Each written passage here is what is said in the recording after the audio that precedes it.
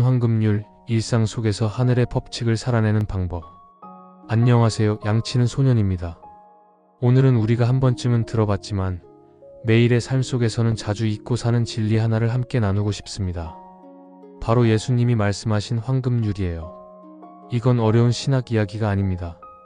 매일 아침 가족과 나누는 인사, 출근길의 낯선 사람, 직장에서의 작은 대화, 친구와의 관계 속에서 우리가 실천할 수 있는 하늘의 질서예요. 황금률의 본질. 예수님은 이렇게 말씀하셨죠. 무엇이든지 남에게 대접을 받고자 하는 대로 너희도 남을 대접하라. 남에게 바라는 대로 너희도 그들에게 행하라. 이 단순한 문장이 사실은 세상을 바꾸는 법칙이에요. 오늘은 그 말씀을 일상의 순간으로 풀어보겠습니다.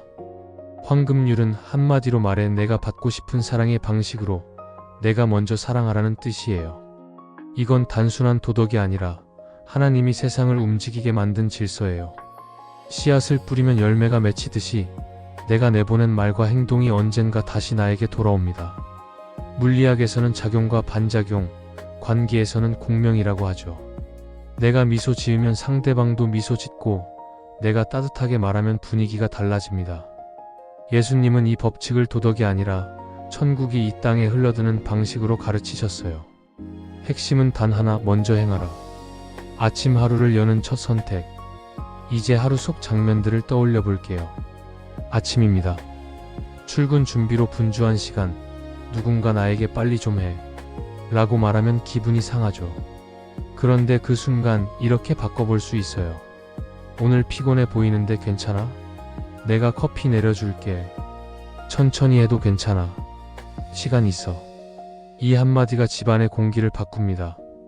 사랑을 먼저 건네는 순간 그 집안의 하늘의 공명이 시작돼요. 아침 식사 자리도 마찬가지입니다. 가족이 음식을 준비했을 때 무심코 지나치기 쉽죠. 하지만 잠깐 멈춰서 이렇게 말해보세요. 이거 정말 맛있겠다. 준비하느라 수고했어. 이 반찬 내가 제일 좋아하는 건데 어떻게 알았어? 감사는 상대방의 수고를 보이게 만들고 그 사람의 존재를 확인시켜줍니다. 내가 받고 싶은 인정을 내가 먼저 건네는 거예요. 그 순간 식탁은 단순한 식사 공간이 아니라 사랑이 오가는 교회가 됩니다. 아이들과의 아침도 중요해요. 학교 갈 준비를 하는 아이에게 우리는 종종 말하죠. 숙제 다 했어? 준비물 챙겼어? 하지만 내가 아이였을 때 듣고 싶었던 말은 뭐였을까요? 오늘 뭐가 제일 기대돼? 오늘도 좋은 하루 보내. 힘들면 언제든 얘기해. 너라면 잘할 수 있어. 격려와 믿음의 말은 아이의 하루를 완전히 바꿉니다. 불안 대신 용기를, 걱정 대신 기대를 심어주는 거예요. 이것이 황금률이 가정에서 작동하는 방식입니다. 출근길 낯선 이들과의 만남. 출근길입니다. 버스에서 누군가 내 발을 밟았어요. 사소한 일이지만 기분이 찜찜하죠. 그때 괜찮아요. 저도 자주 그래요. 이 한마디를 미소와 함께 건네보세요. 상대방의 하루가 달라집니다. 문을 열어주고 자리를 양보하고 먼저 인사하는 그 짧은 순간이 하나님, 나라의 질서가 우리 일상 속으로 들어오는 통로예요. 엘리베이터에서 문이 닫히려는 순간 누군가 뛰어오는 게 보입니다. 열린 버튼을 누르는 2초가 그 사람의 아침을 구원할 수 있어요. 괜찮아요. 천천히 오세요. 이 말 한마디면 충분합니다. 카페에서 커피를 주문할 때도 마찬가지예요. 바쁜 아침, 직원은 수십 명의 주문을 받느라 지쳐있죠. 그때 이렇게 말해보세요. 아침부터 바쁘시네요. 천천히 주세요. 감사합니다. 좋은 하루 되세요. 이 짧은 말이 그 사람에게는 하루 중 유일한 따뜻함일 수 있어요. 황금률은 낯선 사람에게도 적용됩니다. 내가 서비스 직종에서 일한다면 받고 싶은 존중을 내가 먼저 건네는 거예요. 지하철에서 자리에 앉았는데 옆에 임산부나 노약자가 타십니다. 자리를 양보하는 건 당연한 일이지만 그 방식도 중요해요. 여기 앉으세요. 무뚝뚝하게가 아니라 앉으시면 더 편하실 것 같아요. 저는 곧 내려요. 미소와 함께. 같은 행동이지만 후자는 상대방이 부담 없이 받을 수 있게 만듭니다. 황금률은 행동뿐 아니라 태도까지 포함해요. 직장 작은 말이 만드는 큰 차이. 직장에서는 어떨까요? 누군가 실수를 했을 때 우리는 흔히 말하죠. 이걸 또 놓쳤어? 하지만 나 자신이 실수했을 때 듣고 싶은 말은 다르잖아요. 괜찮아요. 누구나 그럴 수 있죠. 다음엔 더 잘 될 거예요. 내가 도와줄 수 있는 게 있을까요? 이 한 문장이 누군가의 마음을 살립니다. 비난 대신 격려를, 정죄 대신 용서를, 비교 대신 이해를 선택하는 순간 천국의 질서가 그 공간을 채웁니다. 그리고 놀랍게도 이런 분위기 속에서는 일도 더 잘 되고 사람들 마음도 열립니다. 회의 시간에도 황금률을 적용할 수 있어요. 누군가 아이디어를 제안했는데 마음에 들지 않을 때 우리는 종종 즉각적으로 반박하죠. 그건 현실성이 없어요. 전에도 해봤는데 안 됐어요. 하지만 내가 아이디어를 냈을 때 듣고 싶은 반응은 뭘까요? 흥미로운 관점이네요. 조금 더 구체화하면 좋을 것 같아요. 이 부분은 정말 좋은데 이런 점은 어떻게 보완할 수 있을까요? 비판도 필요하지만 그 방식이 사람을 살리는지 죽이는지가 중요합니다. 황금률은 진실을 말하되 사랑으로 말하라고 가르쳐요. 점심시간에 혼자 식사하는 동료가 보입니다. 지나칠 수도 있지만 잠깐 멈춰보세요. 함께 식사하실래요? 여기 자리 비었는데 같이 앉으실래요? 이 작은 초대가 누군가의 외로움을 깨뜨립니다. 내가 새로운 환경에 왔을 때, 내가 힘들 때 받고 싶었던 환대를 내가 먼저 베푸는 거예요. 오후에 피곤한 시간, 동료가 한숨을 쉬는 게 보입니다. 모른 척할 수도 있지만 이렇게 물어보세요. 괜찮으세요? 힘든 일 있으세요? 커피 한 잔 사올까요? 제가 도와드릴 일 있으면 말씀해 주세요. 관심은 사랑의 가장 기본적인 형태예요. 내가 힘들 때 누군가 알아봐 주길 바라듯이 내가 먼저 타인의 힘듦을 알아채는 거죠. 퇴근 시간이 되었는데 일이 밀려있는 동료가 보입니다. 혼자 남아서 야근해야 할 상황이죠. 이때 황금률을 실천할 수 있어요. 제가 30분만 도와드릴까요?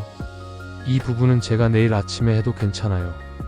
내가 바쁠 때 받았던 도움, 받고 싶었던 배려를 기억하며 다른 사람에게 먼저 건네보세요. 이것이 직장을 공동체로 만드는 방법입니다. 친구 듣고 있다는 것의 힘. 친구와의 관계도 마찬가지예요. 친구가 힘든 얘기를 할 때 우리는 보통 조언부터 하죠. 그럴 땐 이렇게 해봐. 하지만 진짜 필요한 말은 이겁니다. 진짜 힘들었겠다. 내 마음 충분히 이해해. 혼자가 아니야. 내가 옆에 있어. 황금률은 공감에서 시작돼요. 내가 듣고 싶은 말을 내가 먼저 건네는 거예요. 그 한마디가 마음의 얼음을 녹이고 관계를 다시 잇습니다.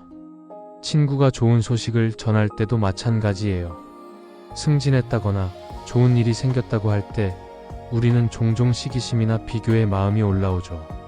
하지만 내가 좋은 일이 생겼을 때 듣고 싶은 반응을 떠올려 보세요. 정말 축하해.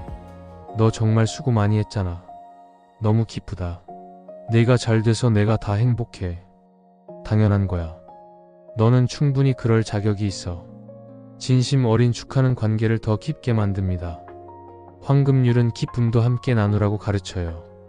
오랜만에 만난 친구가 변한 모습으로 나타났습니다. 살이 빠졌거나 찌거나 머리 스타일이 바뀌었거나 우리는 종종 평가부터 하죠. 너 살 좀 빠진 거 아니야? 머리 그렇게 자르니까 이상한데? 하지만 내가 변화를 시도했을 때 듣고 싶은 말은 뭘까요? 뭔가 달라 보여. 좋은데? 새로운 모습도 잘 어울려. 요즘 뭔가 좋은 일 있어? 표정이 밝아 보여. 사람은 변화할 때 가장 취약합니다. 그때 받는 격려나 비난이 그 사람의 자존감을 좌우해요. 황금률은 변화를 응원하라고 가르칩니다. 친구가 실패나 좌절을 경험했을 때가 가장 중요합니다. 취업에 떨어졌거나 연애가 끝났거나 시험에 실패했을 때 우리는 종종 위로하려다가 상처를 주죠. 그럴 줄 알았어. 준비가 부족했잖아. 다 잘 될 거야. 별일 아니야. 하지만 내가 실패했을 때 듣고 싶은 말은 이겁니다. 정말 많이 준비했는데 아쉽겠다. 많이 힘들지? 괜찮아. 천천히 회복해도 돼. 이번 실패가 널 정의하지 않아. 넌 여전히 대단한 사람이야. 황금률은 상처받은 영혼을 어루만지는 방법을 알려줍니다. 해결책보다 먼저 필요한 건 함께 있어주는 것이에요. 가족 가장 가까운 곳에서의 실천. 가족은 가장 가까운 관계이기에 오히려 황금률을 실천하기 어려울 때가 많아요. 너무 익숙해서 함부로 대하기 쉽죠. 배우자와의 관계를 생각해 보세요. 하루 일과를 마치고 집에 돌아왔을 때 우리는 종종 불평부터 하죠. 집이 왜 이래? 저녁은 준비됐어? 하지만 내가 힘든 하루를 마치고 돌아왔을 때 듣고 싶은 말은 뭘까요? 오늘 하루 수고했어. 많이 피곤하지? 잠깐 쉬어. 오늘 어땠어? 힘든 일은 없었어? 먼저 상대방의 수고를 인정하고 하루를 물어보는 것. 이것만으로도 집의 분위기가 달라집니다. 부모님과의 관계도 마찬가지예요. 나이가 들면서 부모님은 반복적인 말씀을 하시고 때로는 건망증으로 같은 질문을 여러 번 하십니다. 그럴 때 우리는 짜증을 내기 쉽죠. 그거 아까 말씀드렸잖아요. 또 그 얘기세요? 하지만 내가 나이 들었을 때 자녀들에게 듣고 싶은 반응은 뭘까요? 괜찮아요. 천천히 말씀하세요. 그 얘기 재미있어요. 다시 들려주세요. 어머니, 오늘 컨디션은 어떠세요? 황금률은 인내와 존중으로 나타납니다. 부모님이 내게 어렸을 때 보여주셨던 그 인내를 이제 내가 돌려드리는 거예요.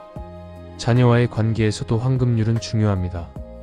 아이가 성적표를 가져왔는데 기대에 못 미칠 때 우리는 실망을 드러내기 쉽죠. 이게 뭐야? 이렇게밖에 못해? 다른 애들은 다 잘하던데 너만 이래? 하지만 내가 아이였을 때, 실패했을 때 부모님께 듣고 싶었던 말은 뭐였을까요? 수고했어. 최선을 다했구나. 어떤 부분이 어려웠어? 같이 생각해볼까? 성적이 내 전부가 아니야. 넌 소중한 사람이야. 황금률은 조건 없는 사랑을 가르칩니다. 성과가 아니라 존재 자체를 인정하는 것이죠. 형제 자매와의 관계도 살펴볼까요? 어릴 때부터 함께 자란 사이라 오히려 서먹하거나 경쟁적일 수 있어요. 동생이 부모님의 관심을 더 받는다고 느낄 때, 형제가 더 성공한 것 같을 때 질투나 비교의 마음이 올라오죠. 하지만 내가 동생 형제 입장이라면 어떤 대우를 받고 싶을까요? 내가 잘 돼서 기쁘다. 필요한 거 있으면 언제든 말해. 우리 가족이어서 좋아. 황금률은 비교 대신 축복을, 경쟁 대신 응원을 선택하라고 가르칩니다. 자기 자신 가장 어려운 황금률. 저녁이 되면 나 자신에게도 황금률을 적용해 보세요. 하루를 돌아보면서 자책이 올라올 때가 있죠. 오늘도 실수했네. 나는 왜 이 모양일까? 역시 난 안 돼. 그럴 때 친구에게 말하듯이 이렇게 말해보세요. 오늘 잘했어. 수고 많았어. 내일은 더 괜찮아질 거야. 실수했지만 그게 내 전부는 아니야. 완벽하지 않아도 괜찮아. 넌 충분히 소중해. 자기 자신에게 따뜻한 사람이 되어보세요. 그 마음이 다른 사람을 품는 힘이 됩니다. 거울을 볼 때도 마찬가지예요. 우리는 종종 외모를 비판하죠. 왜 이렇게 못생겼지? 살 좀 빠져야 하는데. 나이 들어 보여. 하지만 친한 친구가 자신의 외모를 비하할 때 우리는 뭐라고 하나요? 그렇게 말하지 마. 너 충분히 멋있어. 외모가 내 가치를 결정하지 않아. 있는 그대로의 내가 아름다워. 내가 남에게 해주는 그 위로를 나 자신에게도 해주세요. 자기 자신을 사랑하는 것이 다른 사람을 사랑하는 출발점입니다. 잠들기 전 하루를 정리할 때도 황금률을 실천해 보세요. 우리는 종종 못한 것, 아쉬운 것만 떠올리죠. 하지만 친구의 하루를 듣는다면 우리는 뭐라고 말할까요? 오늘 하루도 버텨낸 것만으로 대단해. 작은 것이라도 이룬 게 있다면 그걸로 충분해. 내일은 새로운 기회야. 오늘은 푹 쉬어. 자기 자신에게 관대한 사람이 되세요. 그 평화가 주변 사람들에게도 퍼져나갑니다. 실패했을 때, 거절당했을 때, 상처받았을 때 우리는 자신을 더 몰아붙이기 쉽습니다. 역시 넌 안 돼. 다 내 탓이야. 포기하는 게 나아.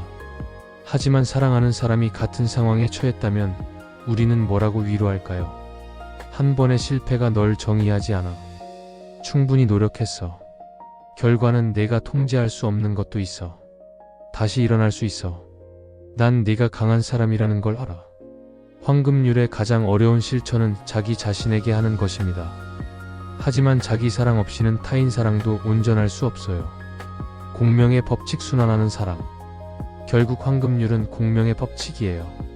내가 내보낸 말, 표정, 행동이 세상으로 퍼지고 언젠가 다시 내게 돌아오는 구조죠.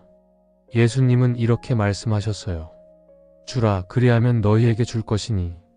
받기 위해서 주는 게 아니라 주는 그 자체가 하늘의 방식이에요. 내가 먼저 손을 내밀면 세상이 조금 더 따뜻해집니다. 내가 먼저 웃으면 하루가 조금 더 밝아집니다.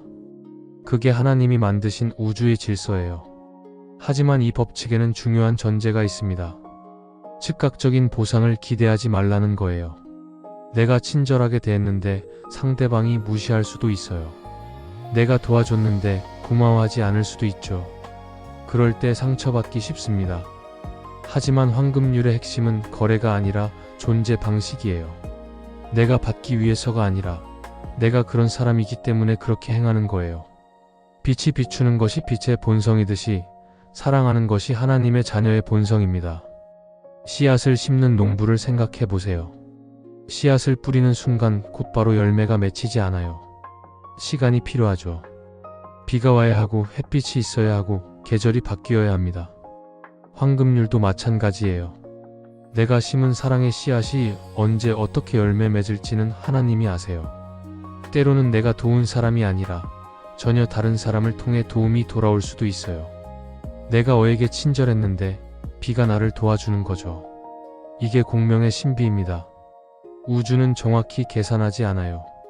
그저 선한 것이 선한 것을 낳고 사랑이 사랑을 낳습니다. 그래요. 결국 황금률은 하나님이 설계하신 사랑의 순환이에요. 우리가 세상 속에서 선을 행할 때마다 그 진동은 사라지지 않습니다. 때로는 눈에 보이지 않고 결과가 더디게 나타나지만 그 파동은 공기 속에 남아 누군가의 마음에 닿고 또 그 사람을 통해 다시 누군가에게 이어집니다. 그게 바로 하나님의 방식이에요. 보이지 않는 손길로 세상을 따뜻하게 연결하는 것. 우리는 결과를 통제할 수 없지만 어떤 마음으로 시작하느냐는 선택할 수 있습니다. 사랑을 주기로 결정한 사람은 이미 하나님 나라 안에서 살고 있는 거예요. 세상이 각박하고 차가워 보여도 내 안의 온기를 꺼뜨리지 않으면 그 불빛이 주변을 비춥니다. 그 한 사람의 선택이 한 공간의 공기를 바꾸고 그 공간이 다시 한 도시의 분위기를 바꿉니다. 결국 한 사람의 따뜻함이 한 시대의 언어가 됩니다. 예수님은 너희는 세상의 빛이라고 하셨죠. 빛은 소리 내지 않습니다. 그저 존재하고 비춥니다. 황금률도 같아요. 보여주기 위한 선행이 아니라 그저 비치기 때문에 비추는 삶, 그게 황금률의 완성형이에요. 오늘 내가 건넨 미소 하나, 내가 참은 한마디, 내가 용서한 한 번의 결정이 하늘의 계산법 안에서는 결코 사라지지 않습니다. 그건 기록되고 축적되고 언젠가 내가 모르는 방식으로 다시 돌아옵니다. 그때 우리는 알게 됩니다. 아, 하나님은 모든 선한 일을 잊지 않으셨구나. 그러니 이제는 보답을 바라기보다 존재로 살아가세요. 사랑을 선택하는 존재, 먼저 손을 내미는 존재, 공명을 일으키는 존재로요. 그게 바로 예수님이 보여주신 길이고 하늘이 기뻐하는 삶의 파동이에요. 황금률은 우리를 착하게 만들기 위한 규칙이 아니라 우리를 하나님의 성품으로 담게 하는 초대장이에요. 누군가 나를 이해하지 못해도 괜찮습니다. 사랑은 언제나 길을 찾고 결국 그 길 끝에는 하나님이 계십니다. 오늘 하루 세상은 여전히 복잡하고 각자 바쁘겠지만 당신이 있는 자리에서 한 번의 미소, 한 번의 배려, 한 번의 이해를 선택해보세요. 그 선택 하나가 천국의 문을 여는 열쇠가 될 거예요. 하늘의 질서는 그렇게 조용히 그러나 확실하게 움직이고 있습니다. 빛은 어둠을 이기고 사랑은 결국 모든 것을 잇습니다. 그리고 그 사랑의 시작은 언제나 내가 먼저 행하리라. 그 단순한 결심에서부터입니다. 오늘도 그 빛의 마음으로 걸어가요. 당신이 내보낸 따뜻함이 반드시 누군가의 삶을 비출 거예요.